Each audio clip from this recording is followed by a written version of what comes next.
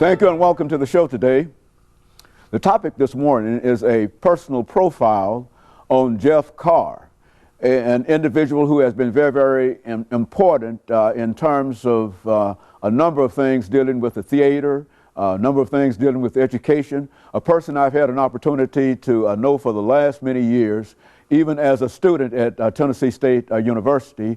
And of course, Jeff, let me welcome you to the show this morning and to tell you how delighted we are to have an opportunity to see you again, that we've been involved with you for the last, well, since the 1980s, early parts of the 1980s, yes, when you were a student at Tennessee State University, the president of the Student Government Association, and created a lot of problems in a real sense for a lot of folks, because I think it was because of the activity that you and the students at that time became involved in that we have the combination of Tennessee State University and the University of Tennessee at Nashville at one time, and there's a number of other things that are associated with that. Let's talk about that by having you to give us some information about your background, your education, and some of the things that were important in terms and eventually leading you to a situation where the community saw you sitting on the top of a theater here. Talk about that, Jeff. Yes, sir, Doc. First off, it's my honor to be here and to be sitting here with you, because you are very much an icon in the local community, over 20 years of experience on television, very much a historian, a teacher, a mentor, and have served as that for so many students out there, so many people who have encountered you. So I'm honored to be able to sit across from you and have a dialogue again. Good. And yeah, we go back to the Tennessee State days, the family tradition.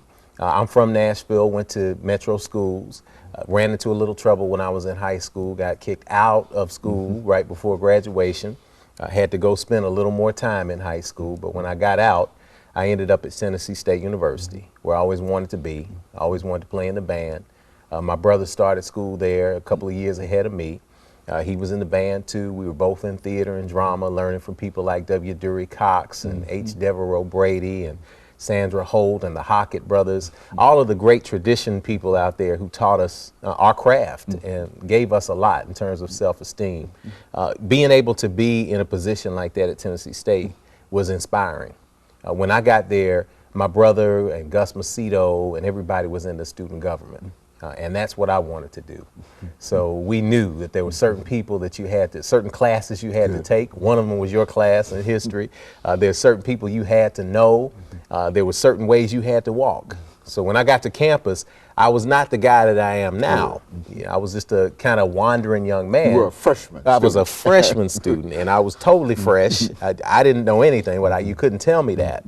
But the tradition that was at TSU at the time, from the professors and from the students and student leaders, was such that they would stop you and say, young man, look, what's in your book bag?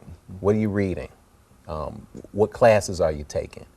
It's not cool to have a low GPA.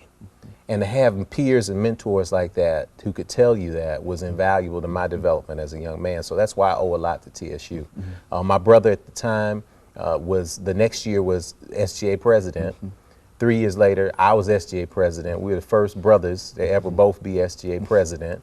Greg came through the whole Geyer decision with the merger. I came through the whole sit-in tradition to get all of the buildings built on the campus. And we just learned that that's what you do.